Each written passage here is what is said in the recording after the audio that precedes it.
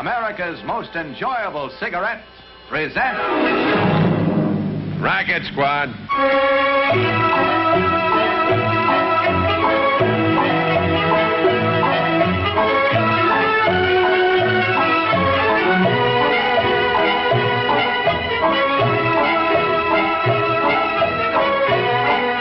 Remember this, you can smoke for pleasure today.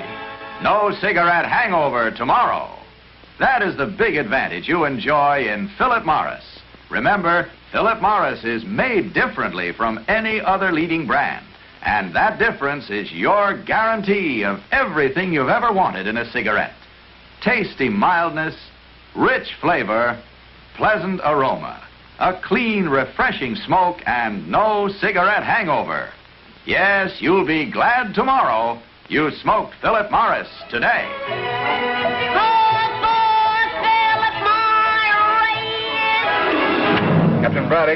Captain Braddock, ready.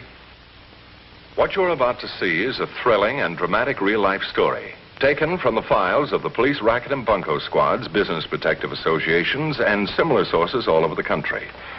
It is presented by Philip Morris as a public service to expose the confidence game, the carefully worked out frauds by which confidence men take more money each year from the American public than all the bank robbers and thugs with their violence. I call this file the case of check and double check, one of the most ruthless crimes ever brought to the attention of this office. It's centered around Mrs. Jenkins, a widow, and her son, Danny.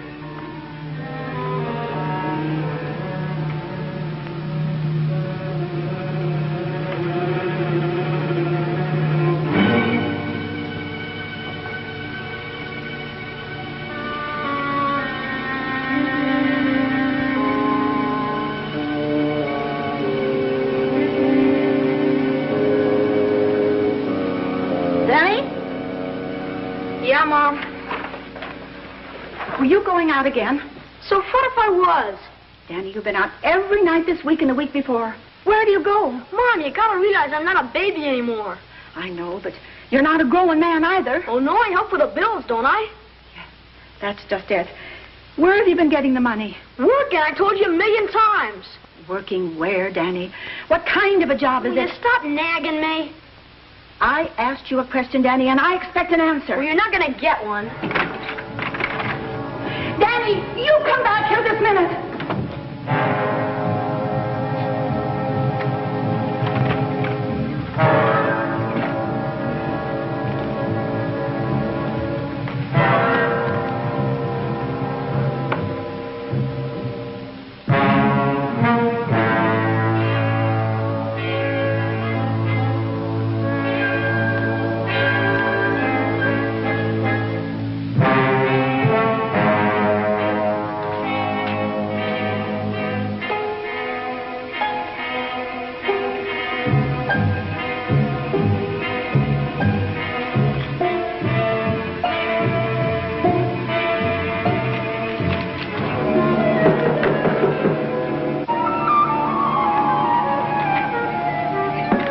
Come in, please, Father. Thank you.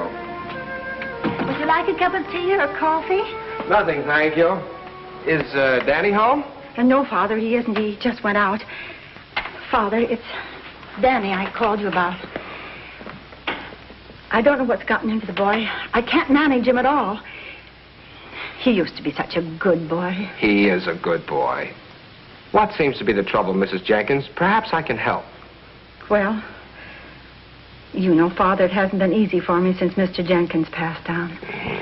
My job pays very little, and even with Danny working part-time, we just about make ends meet. I see. I didn't know Danny was working. I guess that's why he hasn't been down to the gym the past few weeks. You know, that boy of yours is quite a basketball player, and the team certainly misses him. But go on with your story. He won't tell me where he works, Father, what kind of a job it is. And if he works after school, where does he go every night? Every night? Yes, Father. Well, he's a boy, and I suppose he's at the age where he's beginning to feel important. I'll talk to him if you like. I don't mean to be disrespectful, Father, but I don't think it'd do any good. It isn't just his going out nights. He's been spending far too much money. Last week he bought me a new iron. It must have cost $20. And this week he got himself a new baseball glove and a catcher's mask. He couldn't possibly earn that much money. No. Gee, that is rather odd. And then tonight, I found this in one of his books. $33. Father, you don't think that Danny would steal? Now, we mustn't jump to conclusions. Perhaps the boy is in some kind of trouble. I'm sure we can help him. As a matter of fact, there's a police captain that drops down to the gym every so often to referee a basketball game. I'll speak to him tomorrow. We'll find out what this is all about. You won't let them arrest Danny, will you, Father? No, no. You just let me take care of everything. All right, Father, if you say so. But I know he's in trouble. Now, Danny's a good boy. Don't you go worrying about things. Everything will be all right. Goodbye, Father. Now, remember, we've already worked this district. If anybody asks you any questions, you don't know anything about it. You've never been there. Is that understood? Yes. Are there any questions? Yeah, I got one, teacher. I wasn't talking to you. Pardon me for living. I just want to know what time this clam bake will be over. It's interfering with my social life. It'll be over when I say so. And lay off that giggle water. You've got a job to do tomorrow. Yes, ma'am. Yes, ma'am. Now we'll go over our assignments again. Butch, where do you go and what do you do? The hardware store, 5th and Main. I buy a heating pad for my mother. She's home sick in bed, and the doc says to get her one right away. I pay the sucker with a check, and then I get the change in cash. What if he won't cash your check? Then I turn on the tears. What if he wants identification? Then I show him a bill made out to Mom or a letter addressed to her. What if it doesn't work? Then I tell him to call you here if he doesn't believe me. The number's Sycamore 28002. Very good. Paul, you're next. Okay, Irene, here goes. Brown's department store downtown. I buy some blankets, then go through the check cash routine, same as Butch. Where's your mother? Why can't she buy the blankets?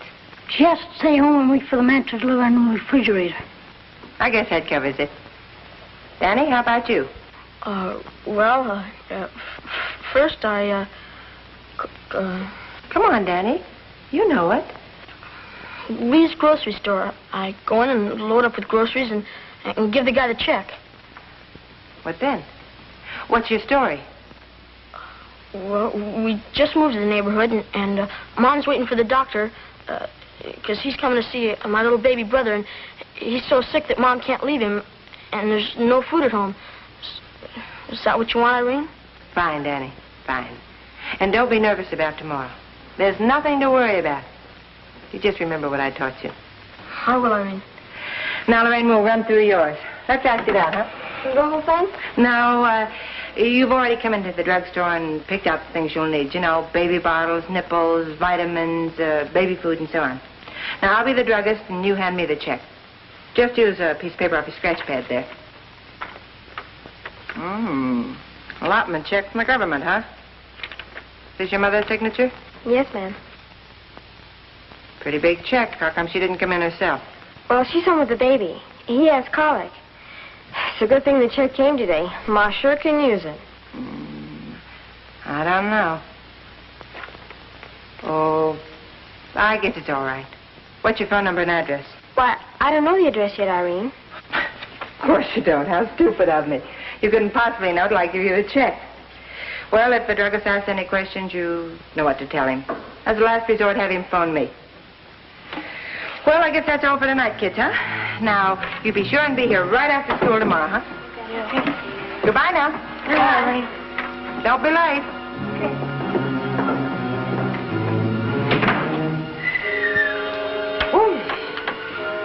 What a session. Now you and I can get down to business. Yeah, I hope that Danny kid doesn't blow that grocery store deal. Still think you're taking a big chance with him. You worry about what you're supposed to do and let me take care of the kids. Okay. What time does the postman deliver the mail tomorrow morning? About 10 o'clock. You be there a little before and you can watch for him. Then I move in and pick up the mail. And be sure and get those checks right back here so that we can endorse them and give them to the kids. They've got to have a little time to learn who their mothers are and where they live, you know. Natch. You know, the layout of that apartment building should make this job a cinch to pull. The mailboxes you'll be working on are located in the hall there, between the lobby and the street, with doors on either side, but no windows. So, once you're in there alone, no one can see what you're doing. Get it? Got it. So you think the Jenkins boy's in some kind of trouble, Father? I'm afraid so.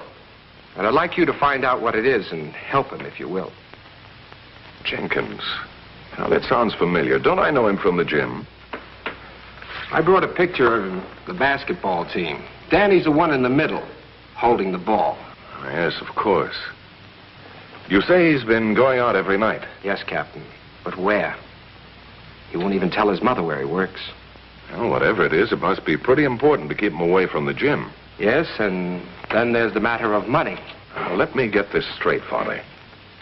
In addition to the large amounts of money the boy's been spending of late, you say that Mrs. Jenkins found $33 hidden in one of his books. That's right, Captain.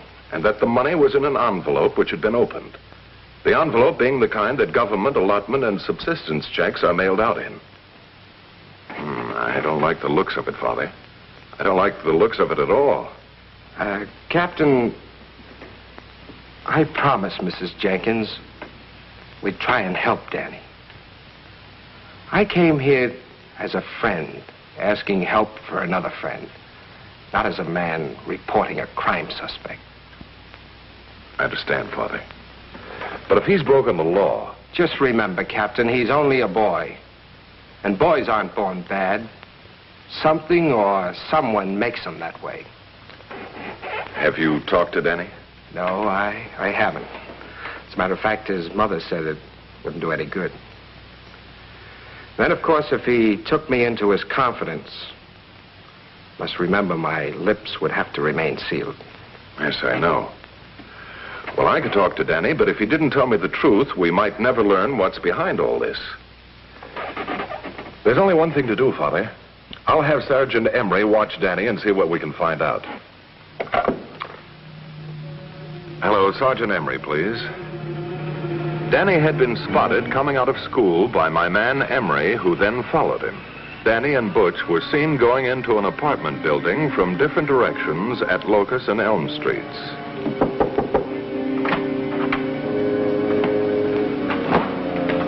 Where have you been? Oh, will you be quiet? All right, now, we don't have too much time, so let's get going.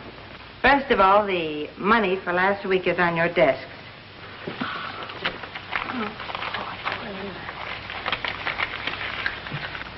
Along with the checks you'll use this afternoon. Necessary mail and bills. Study those names and addresses very carefully. There can be no guesswork. You must be exactly right. About an hour later, Danny and the other kid came out and got into a car with a man who looked kind of familiar to Emery. He couldn't place him, however. A woman also came out with them. But Emery didn't get a very good look at her. When the car pulled away, Emery tailed it. The black sedan was heading downtown.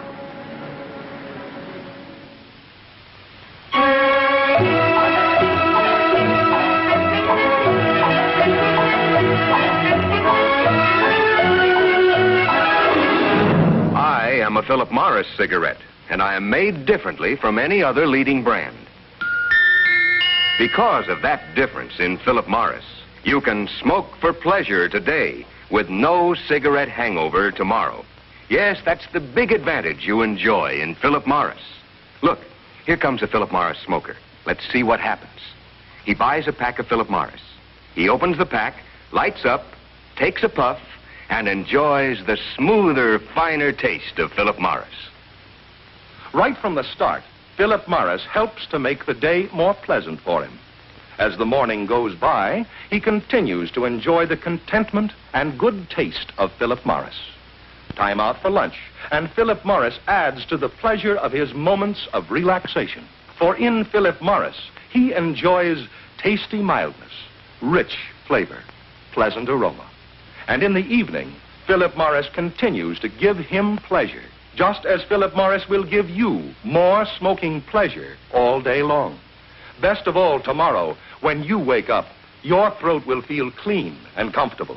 Because thanks to Philip Morris, and only Philip Morris, you can smoke for pleasure today with no cigarette hangover tomorrow. So, Call for Philip Morris! you'll be glad tomorrow you smoked Philip Morris today. And now back to the case. The trail for the time being ended on 2nd Street, right around the corner from one of the busiest sections of town. Emery parked down the street a little, wondering what it was all about, and why no one was getting out of the black sedan. You're first, Danny. Now go into that grocery store and give it everything you got. And don't get buck fever, or we'll all be sunk. Okay, I won't. Okay, take off.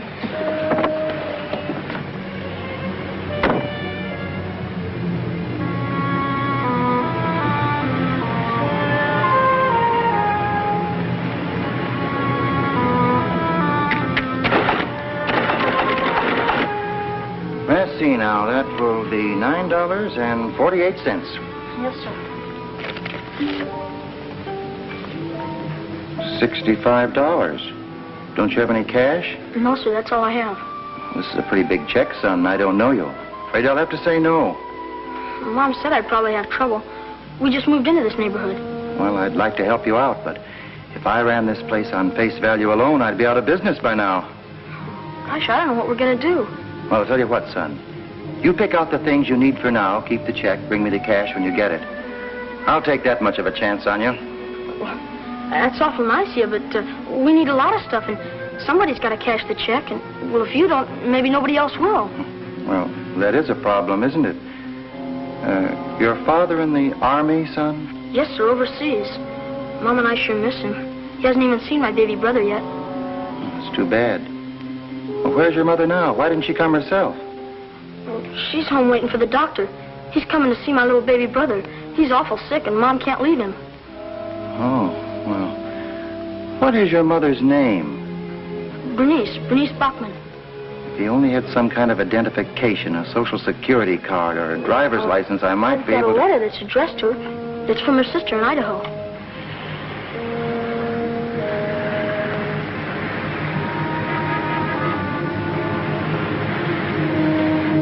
Yeah, it's addressed to her, but... Well, you can call up Mom if you want her. She's home now. Well, that's not a bad idea. What's the number? Sycamore 28002.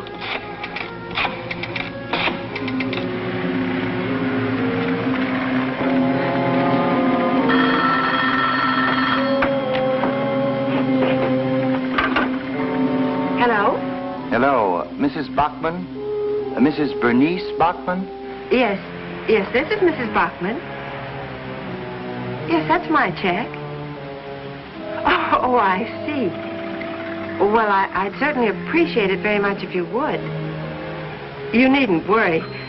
If Uncle Sam's checks aren't any good, why, we might as well all give up. Oh, yes.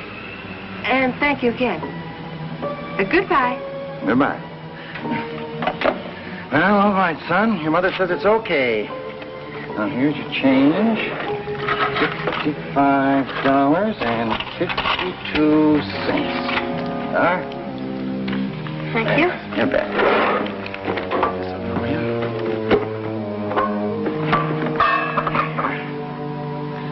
When Danny came out of the grocery store loaded with bundles, Emery began to get the drift of things.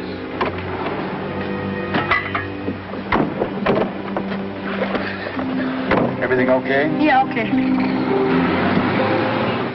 There's no doubt about it, Tom. It all adds up to rifling mailboxes and the check cashing racket. Ties in with all the complaints the postal authorities have been getting. Have you found out who the guy is? The boys are going to pick him up tonight. What about the woman? We don't know anything about her except that she's his wife. Uh-huh. Tom, the time has come for Danny and I to have a little talk. Get over to the Jenkins place and bring him in, will you? Right, Captain. Thanks. Get me the postal inspector's office, will you, please?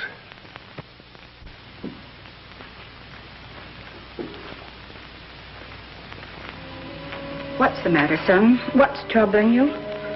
Nothing. Yes, there is. Go on and tell me about it. Mom, I done something awful. How awful, Danny? What is it? I joined a gang. First, it didn't seem like I was doing wrong. Then you what? I did it just to please you, Mom. Honest, that's why I did it. Did what, son? You didn't steal? It was worse than that. I passed a forged check. It's a government check made out to the wife of some soldier. Danny, who made you do such a terrible thing? Never mind who. Just not going to do it anymore. And I'm going to tell them so. While I'm at it, I'm going to give them all their money back right now. Oh, no, Danny, no. Let Captain Braddock handle it. Father O'Day has already spoken to him. Captain Braddock? Father O'Day? Mom, you knew. Son, I found the $33 you hid in one of your books. Sorry, Mom. Come back, Danny. Come back.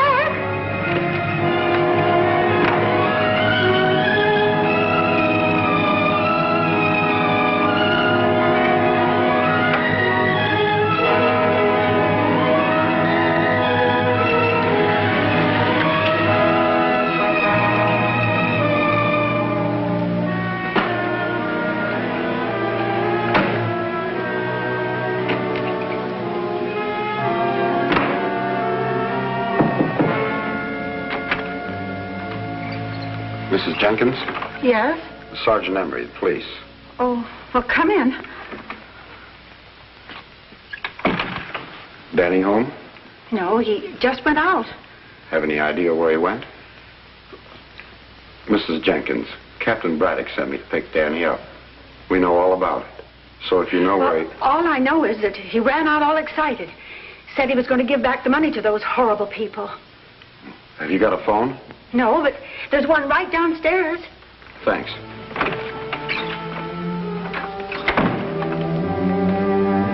Captain Braddock, please. This is Emery, Captain. I'm in the phone booth just below the Jenkins apartment. No, I missed Danny. He's on his way over to the Miller place to give back the money. What? Yes, I just found out that Steve Miller is a dangerous criminal with a long record, and that his wife served time in prison. The boys are going to pick them up now, so stop Danny before they get there. There may be some trouble, and we don't want him to get hurt. Now, if you don't catch him, I'll see you there. Right, Captain.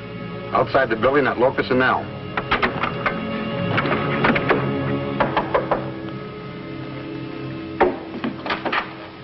Well, look who's here, Irene.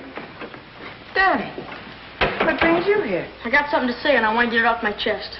Couldn't it wait till morning? Yeah, what's the rush, kid?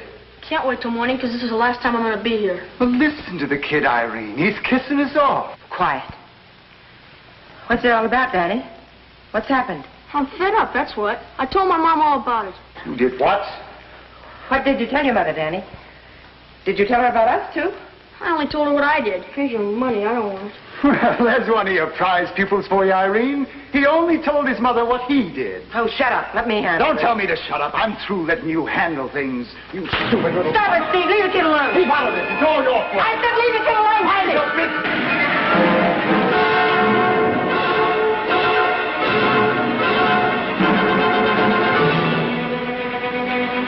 And you're drinking like a wild bull.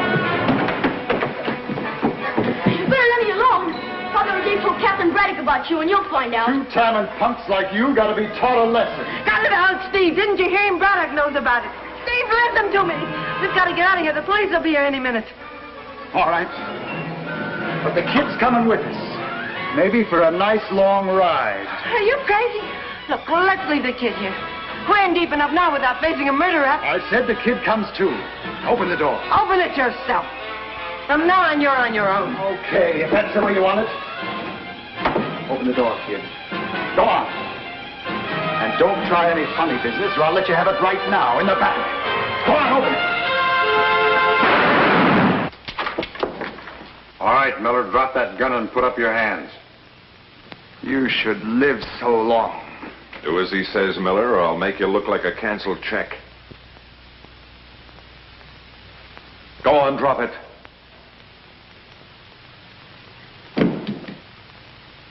All right, Emery, you can come in now.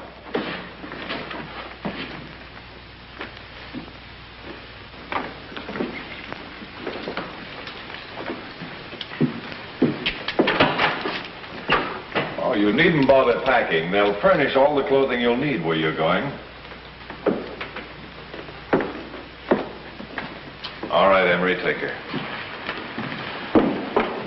You're coming with me, Danny. We're going to have a nice long talk.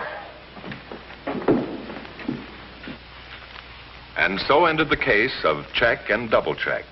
Steve Miller was indicted, tried, and convicted. But there are many more Steve Millers in every city in the United States. Men who are actively engaged in the various swindles practiced daily throughout the country.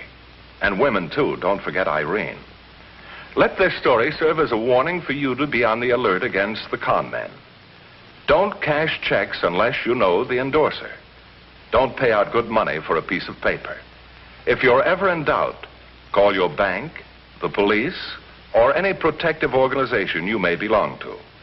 Because remember, it can happen to you. In a moment, we'll call for a few scenes from next week's show. But first, remember this. You can smoke for pleasure today. No cigarette hangover tomorrow. That is the big advantage you enjoy in Philip Morris. Remember, Philip Morris is made differently from any other leading brand. And that difference is your guarantee of everything you've ever wanted in a cigarette.